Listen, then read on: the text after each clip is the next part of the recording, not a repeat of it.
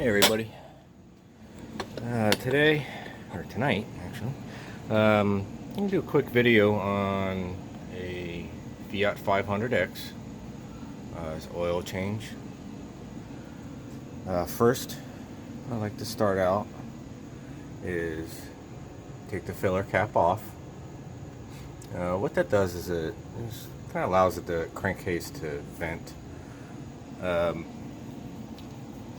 Doesn't matter if you can get the engine warm if you want. It helps to thin out the oil a little bit. It could drain faster. It doesn't really matter. If you got time, just drain it and just let it drain for a little bit. You start there. On this particular vehicle, you have to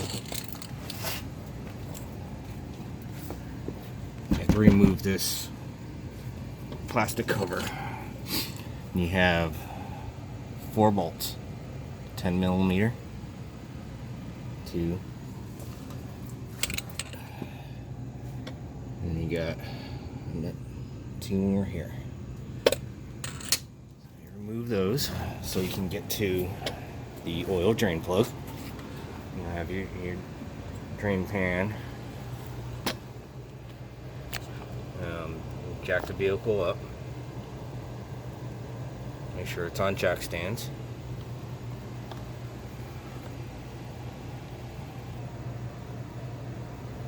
So I'll start.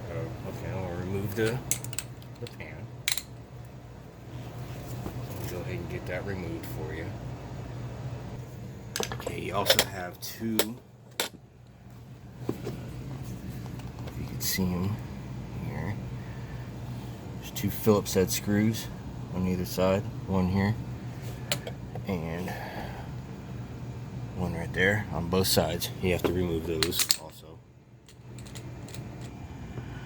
Okay, I got the pan removed, and this one's pretty straightforward.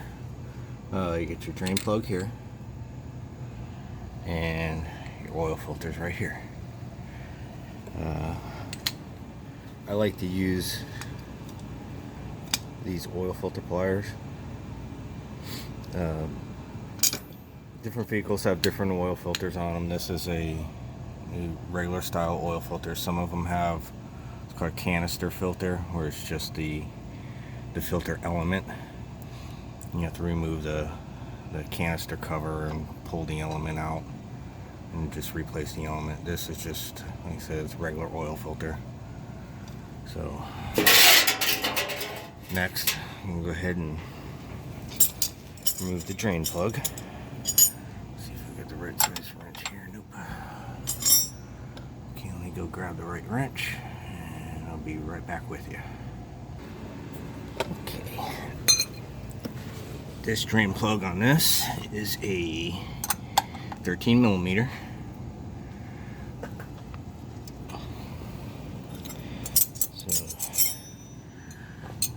Start by loosening the plug. I always like to keep a couple rags close by, just in case you a little spillage. And it's also to clean up whenever you're finished. Okay, pop the drain plug out. And usually like to go over, try and get your hand up over the plug so you can pull the plug up. Watch, I'll show you here as soon as I get it undone. You'll start to drain and you pull the plug up and go up. That way you usually get pretty lucky and not getting oil on your fingers. I'll let that drain, and I'll just rest this over here on my rag I have, and I'll wipe the plug off. Just wipe any dirt off the seal or anything, or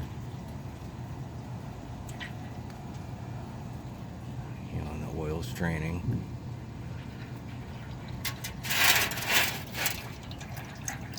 Usually I just let it go for a little bit pretty much until it just starts to drip out of it. And then you get as much of the old oil out as possible. Okay. I just went ahead and wiped down the oil plug, so I'll be ready to put it back in. And I'll just let that drain for a few until it starts to drip. Okay, got the oil drained, and you can see it's just dripping. So go ahead and stick the drain plug back in.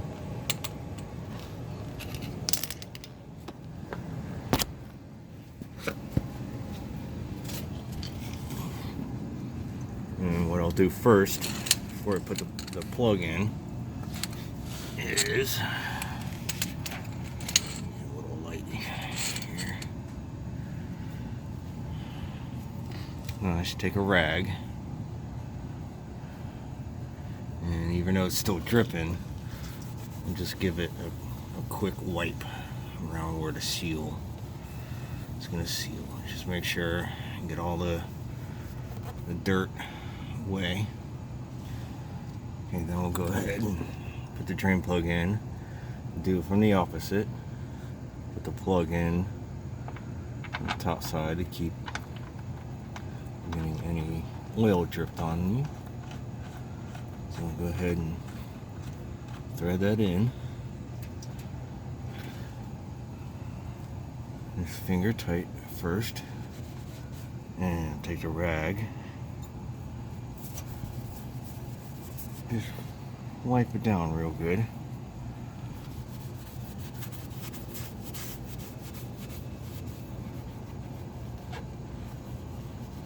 Get any excess oil off. Sometimes, it depends. I'll take a little brake cleaner or something and spray it on a rag and wipe all the oil off.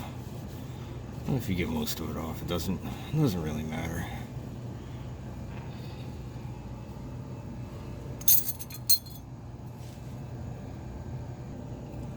Okay, I'm gonna go ahead and tighten the drain plug. Always remember to tighten the drain plug, because you don't want oil all over the place. Okay, so this is a steel pan. You can tighten the plug pretty good.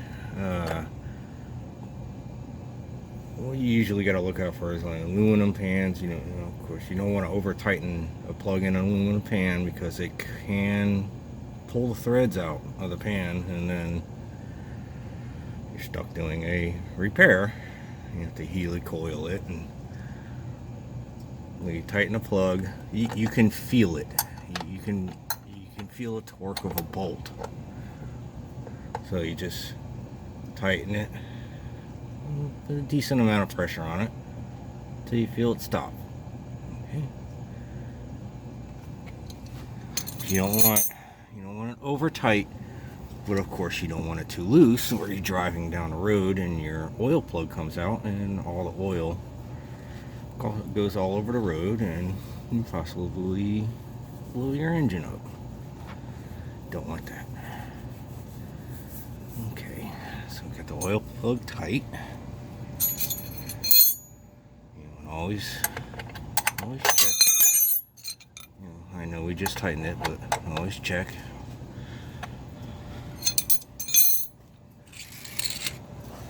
Because that's actually, you would be probably be surprised at how often this happens, especially at dealerships, where a lot of them are in a rush, and and a lot of the other mechanics make fun of, they call them lubies, where they're changing oil, because that's about all they can do, and they forget things.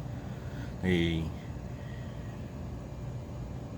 know, thread the drain plug in, they forget to tighten the drain plug, and the drain plug comes out, and oil goes all over the place, and blows the engine up.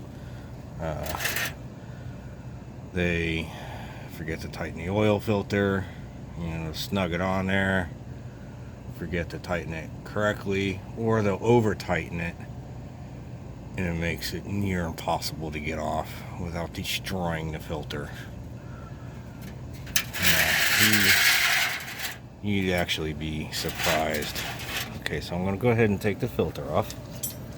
Like I said, I use this style pliers. These seem to work really, really well. You get a really good grip on them. You know, it doesn't matter if you dent it up. You know, it's an old filter, so you don't have to worry about that.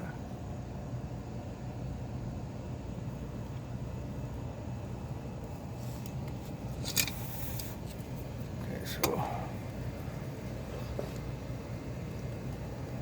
that one's on nice. Just grab it. A little twist, you feel it loosen up. And then you just spin it a little bit. And let it drain. Then we go ahead and let that drain. And take it off. And get the new one ready to put back on. Okay, got the filter off, and what you always want to do is you take your rag, and that's where the oil filter goes. You want to take your rag, you always visually inspect it, and you wipe around where the filter is going to seal up against a housing or a block. Always want to do that. Make sure everything's clean, make sure there's no dirt, and especially, most of all, you want to make sure that the gasket from the old filter does not stay stuck to the housing block. It's a very common mistake, and it happens. It doesn't happen a lot, but it does happen.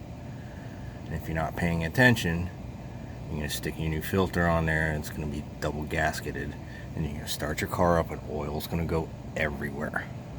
So always make sure to visually inspect and just wipe it down. It doesn't matter, a little bit of oil dripping is going to help to lubricate the new O-ring. You can just keep the pan under it. So go ahead and just make sure it's nice and clean.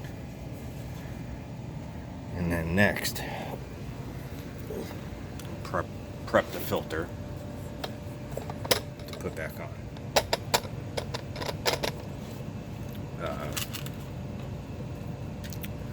I like to use Wix filters or factory filters. Not going to name any names as far as really bad ones, but yeah, they're cheap cost-wise. I'm more into the racing industry. I do a lot of drag racing, and I'm constantly cutting open oil filters to visually inspect inside of the filter to make sure you don't have, if you have engine bearings coming apart, you cut the filter open and you look down inside the filter, you could see bearing material or metal material, say if a lifter has failed or something.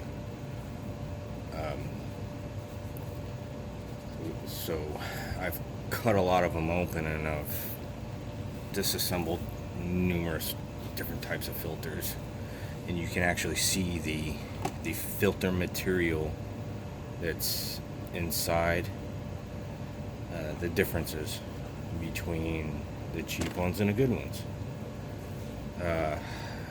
This compared to a cheap filter you can buy at most local auto parts stores, this one probably has at least 50% more material in it. They're pleats. I'll grab an old filter here and I'll show you.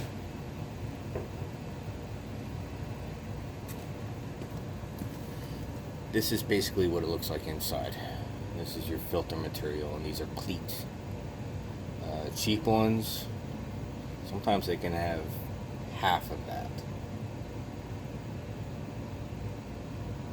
You want more, it's more surface area for it to filter through. They last longer. They filter more microns.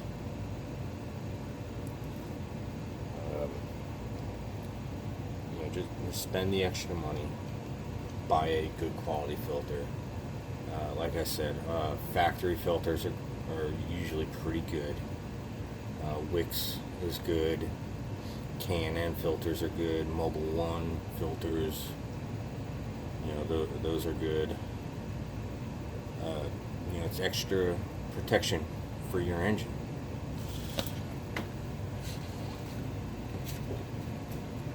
And stay away from cheap oil. A lot of oil is recycled. Basically, they buy used oil, they filter it, clean it, and they sell it off as new oil. It's all the carbon and fuels removed from it. It's not horribly bad if you're changing your oil every 3,000 miles. A lot of newer cars are, your 5,000, 7,500 miles, even 10,000 mile oil change intervals. Buy a good oil. Buy a good filter. Me personally, I'm a fan of Mobil 1. Regular plain Jane Mobil 1. I've used it for many years. I've seen the insides of numerous engines with it. It's a superior quality oil.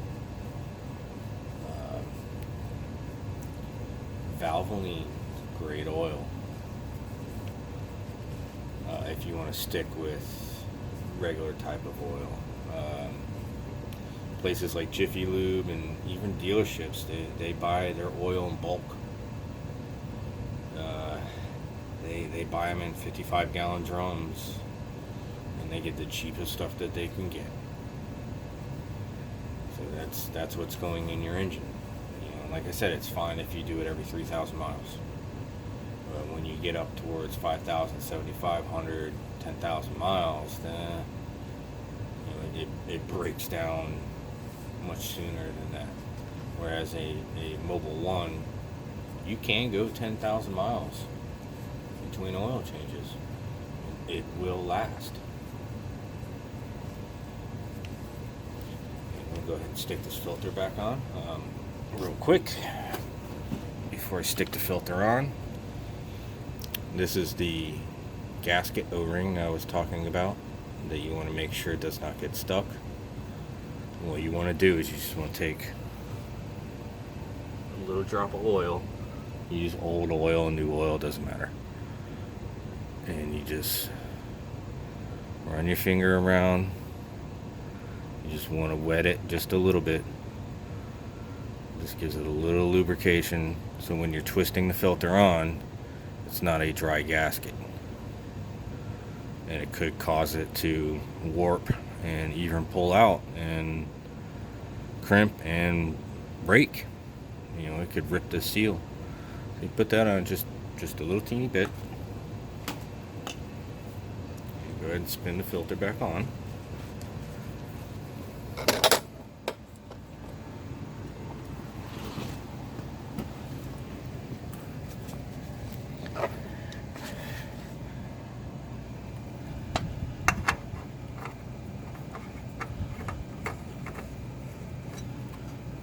You spin it, you're going to feel it tighten up, and you don't want to over tighten them, because if you over tighten it, it's going to make it near impossible to get off when you go to do your oil again. So go ahead and just grab the filter and you spin it usually about a third to a half a turn.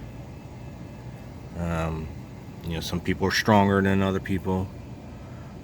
Some people might tighten it a little bit more. I like to go a little on the tighter side, just because sometimes the rubber seal gasket, it'll compress, and over time it'll actually cause the filter to basically become loose after a while. So you want to make sure it's tight enough, not too tight and not too loose, and then you get an oil leak. Then you put it on, just basically turn it until it'll stop going by hand, which is pretty much about there. Okay, so we have the draining of the oil and we have the oil filter replaced. I'm going to go ahead and put the new oil in.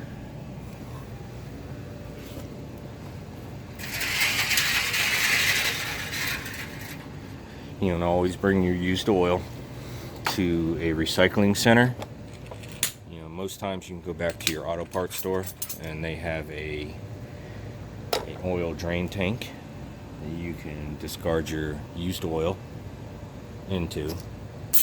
Never ever pour it in the yard or pour it down a storm drain, or it becomes toxic because it's full of carbon from fuel, raw fuel that goes past the piston rings, especially diesels. Especially, when you drain the oil out of a diesel, you can actually smell the diesel fuel in the oil. So always recycle it.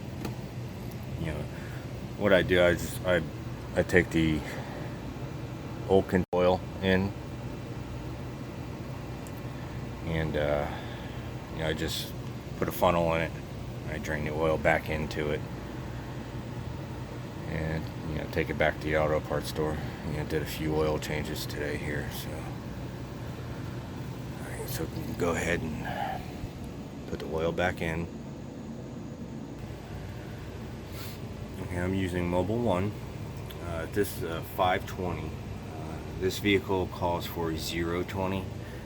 I'm going to be using 520 because we live in South Florida. 95% of the year it's hot. The reason why they use 020 is they can ship this car from Canada all the way down to Central America, and the oil will work well in all of those climates. Like I said, here in South Florida, it's always hot. At 8 o'clock in the morning, it's 80 something degrees already. So you don't need the zero weight here. So I'm going to go ahead and I'm going to put 520 in it. It's got some miles on it. We'll stick with that.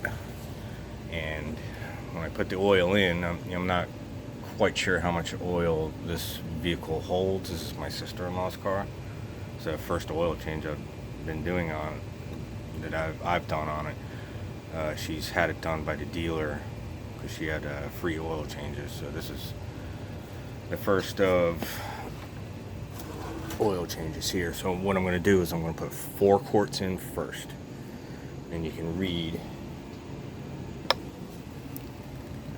here. This is a 5-quart jug, and you can see it's split off into 5 sections.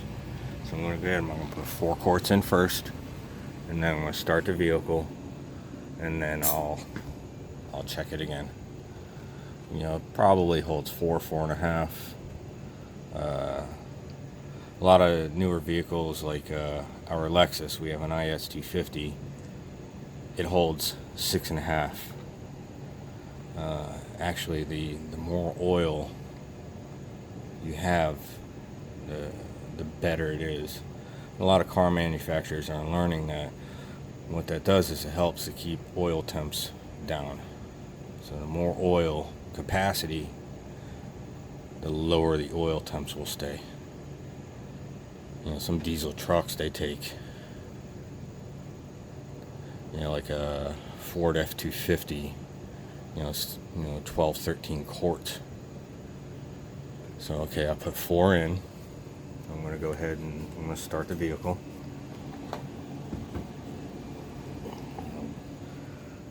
Just stick a rag down in the funnel, because sometimes when you don't have the oil cap on when you start a vehicle, it wants to spray oil everywhere. So I'm going to go ahead and start it and check it.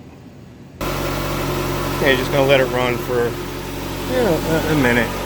You always check, always look underneath, and make sure you don't have oil spraying out everywhere. And if you didn't get the filter on right or something, you always check. Okay, that should be about enough. Go ahead and turn it off and check the oil. Okay, go ahead and check the oil. After I shut it off, you just let it sit for a minute. That way all the oil can drain back down to the pan. We'll use your dipstick. Always wipe it off first.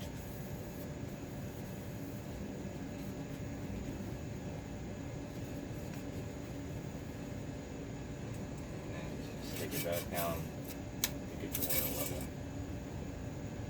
So actually still pretty low. So this one probably holds 5.5 quarts. And if you can see where the level's at, and you can see where the cross hatching is at. So it's going to take some more.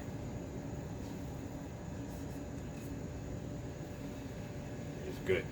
I'd rather see more. Less. A lot of older vehicles, especially import vehicles, 80s, 90s, they usually held 4.5 quarts. So they've given more capacity over the past years. Even the GM LS engines, they hold a good amount.